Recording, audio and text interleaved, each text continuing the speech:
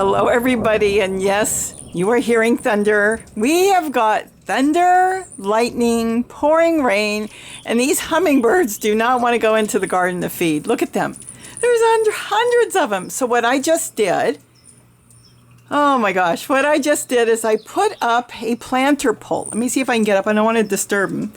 You see the pole, the stakes that I make the, I put this here so I don't poke myself. The stakes I put the tomatoes up with, and there it is in the center. I don't know if you can see where I zip tied it and then I use the masking tape. Don't you love when you do something and you don't do it the way you've told people to do it? I've suggested how to leave enough space between, you know, the two poles so it has a good grip. And of course I only left like 2 inches so it's sagging. I should have watched my video before I did it. No, I was in a hurry. Oh, look at the oriole. He's coming in to feed. But what I did was I put a pole across there because I've noticed they were trying to find the place to perch. And I guess they didn't want to go into the trees and they were perching all over here. They were feeding and they didn't want to go into the garden to feed. So I decided to string a pole. I needed something about 6 feet from one window to the other. So I took 2 poles and I put them together, 2 4-footers. And like I said, I should have put that space between there a little bit better. And so it's drooping. It's not permanent. It's only going to be for now. But they're all coming in. They've moved to the other window because they don't know what I'm doing here.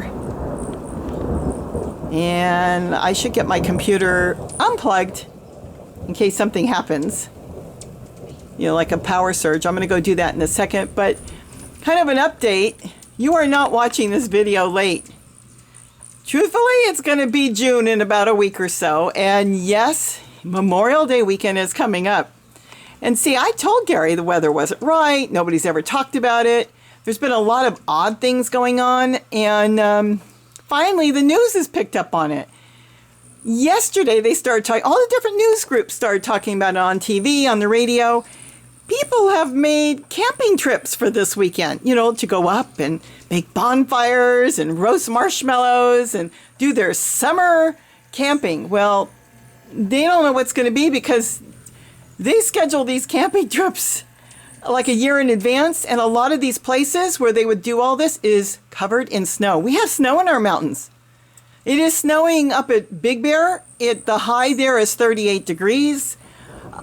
Listen to that. I've got a mama sitting on a nest with babies probably. She's in the rain, but she's actually out. She built her nest differently. We believe she's the same one that built it here on the hook off the window, and she went around the corner and built it on the cable line coming in. But the first time she built it, the nest was still a little bit in the rain, so she moved it, and now she moved it further down underneath by our lights up against the house. And she's tucked away and she's out of the wind, the rain, and everything. But I've been trying to get videos and stuff done. I went out to do one today and it just started pouring. So I don't know what's going to be. They say it's going to be this way all week, pouring on and off. Isn't this beautiful? I love this. I should answer questions while I do this for a moment. Let's see. Let's do a couple questions while the hummingbirds come in. Some people have said to me, you should not put hummingbird feeders out. You should make them go out in the open and forage with flowers. That's perfectly true, but I don't know if you can see this out my window. See all that? That's weed abatement. And everywhere in Southern California, and probably other areas too, you've got to get your weeds out. And that means tobacco plants and all these sow thistle and mustard and all these plants that create a lot of flowers for the hummingbirds. Well, those flowers have been cut down and removed. And that means they don't have that food. So this is the reason you put feeders out. You put feeders out to help them. Now, if you don't want to have a lot of hummingbirds in your area, don't put feeders out. They either won't be here or they won't produce successfully. So they'll have nests, they won't have enough food to feed their babies, and their babies will pass on and not come out. So that's how you control the environment. That's how you control nature in the area. By helping them, we are helping them produce more babies. Instead of having maybe one nest, some of the hummingbirds here have had multiple nests, like 3 nests in a year, and that could be 6 babies. They usually only have 2 eggs, and usually they're quite successful. If there's enough food and they're healthy and they're fat enough, they will produce 2 eggs, 2 healthy eggs, and have 2 healthy babies. So it's, it's whatever you want to do. I do not use dye. I've heard people say they'll die if they have food with dye. No, if you go buy commercial food in the store, most of it, not all of it, will have dye. They have no proof that it does anything bad to them, but you don't need it. They don't need it. They're not coming to the red coloring. They're coming to the feeders that they are familiar with. And that's what they're doing. So you don't need to put dye. You just need to use white sugar. People have asked me what kind of white sugar. Granulated sugar, like you would bake with. You've got the cane sugar, and then you've got sugar that just is granulated. If it doesn't say cane sugar, it's probably beet sugar. Yes, that's GMO'd, but they haven't had any reports of it would hurt them or not. I personally buy cane sugar, white cane sugar, and it's very simple. It's 1/4 cup of sugar to 1 cup of water. And don't change the ratio, because that is it. You dump in 1 cup of water to 1/4 cup. And I've got all my recipes, or I should say all my videos on there, exactly how I make it. So it's really simple. And that's all there is to it. But here I'm just trying to give them some places to sit. I got an extra feeder out there. I could put another one later if more come in. People have said, oh, you're lucky you have a lot of hummingbirds in your area. Let me tell you something. I have lived here since the late 80s. And there were almost no hummingbirds. There were very, very few hummingbirds. I would put feeders out. Most of the time I was taking it in every few days, dumping it, washing it, and putting it back out. I'd see the occasional hummingbird, and then that would be it. We have hundreds and hundreds of hummingbirds for multiple reasons.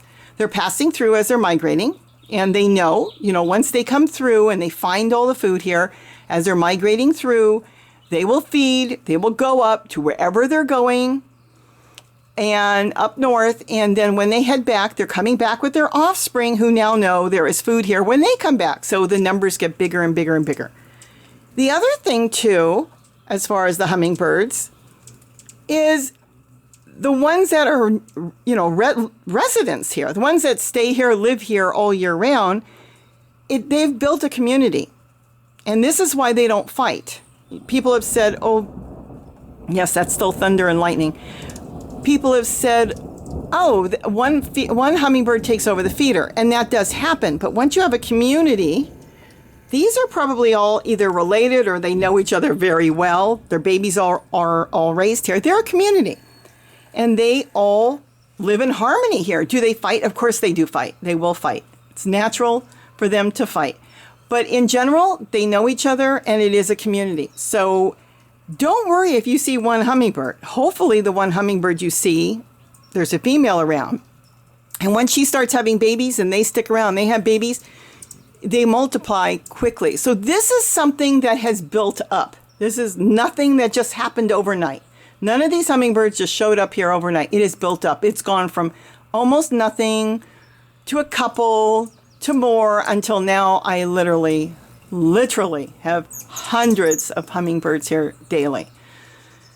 So that's it. I'm trying to get more videos up. I am doing gardening, but like the news has said, there's been an odd type of black mold. It's not deadly. Their mold is normal. But I mean, the thing is, the mold I have never seen before. You'll find it in the sink. You'll find it on the walls. It's even growing on some of my paper cups that I'm trying to grow seeds on.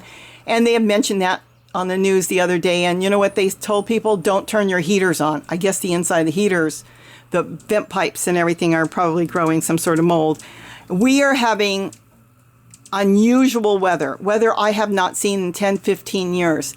It's cold. They said in many areas, 20 degrees below normal, which is the reason why a lot of my seeds that I'm trying to grow will not grow.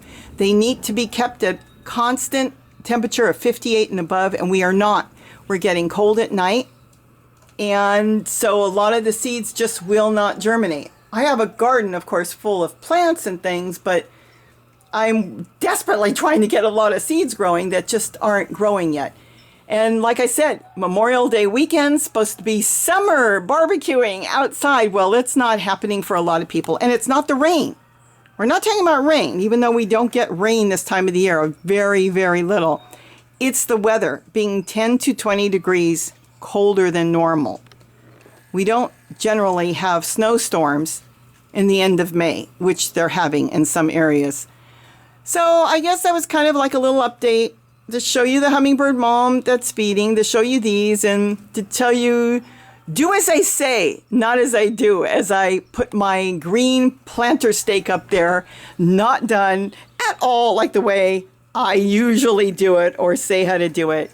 There's only like 2 inches there. See how it's drooping? If I can focus in the camera. No, I can't because it's screen. There it is. See, if I would have had a little bit more space, it would have worked out perfect.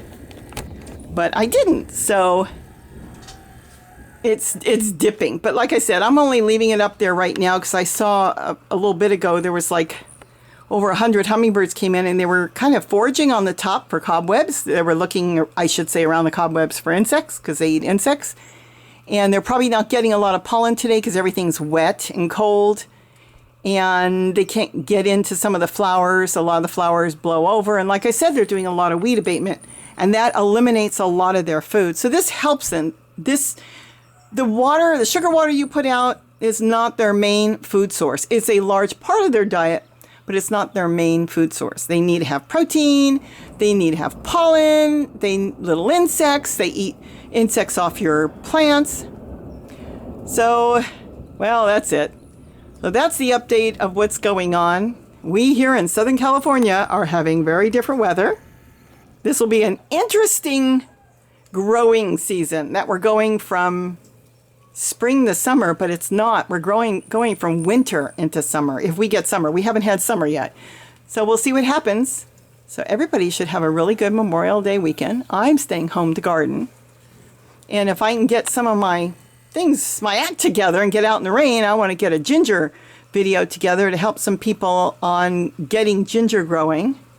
We got a little hen over there. It looks like she's struggling a little bit. A lot of times they look like that, a little droopy, because they're getting ready. Oh, she flew off to lay an egg. She's probably got a nest somewhere. Oh, let's see if you can see that. Look at that. They're feeding babies too. It's a male oriole. Now that feeder he's feeding off of, I enlarged the holes. Otherwise, he would not be able to feed on that feeder. People have said to me, how do you get rid of bees? Well, if the holes are tiny and the bees can't get in there, they won't bother your hummingbird feeder. Most hummingbird feeders have bee guards, or like some of the ones I'm using, have very small holes. If they have very small holes, then they can't feed on it. And once they won't tell their family to come back, all the bees go get sugar water. If they can't get into it, they just go on their merry way. Same thing with wasps, as long as they can't get into it. But the thing is, I do make the holes a little bit bigger. And some of them the holes were just too small. Even the hummingbirds didn't want to use it. So just with a soldering iron, I went ahead and made them bigger. You can do it with a hot knitting needle and just made the holes a little bit bigger. If you've got bee guards and you've got orioles that have babies and you want to feed them, you can take the bee guards off too. As far as ants, that's a different subject. You would have to have a little water trough on the top so they couldn't get through. Some of these have a built-in water reservoir on the top. So check your feeder. If they've got it, it looks like a little cup-shaped thing. Then you could just fill that with water if you have an ant problem. Right now, the ants aren't marching. So with that, have a wonderful day. And I think I'm going to go unplug my computer while we go through a thunderstorm. And don't forget to eat what you grow. Bye-bye, everybody. Chocolate mint tea. Hot cocoa. And let me tell you something. It tastes so good. You've got pouring thunder.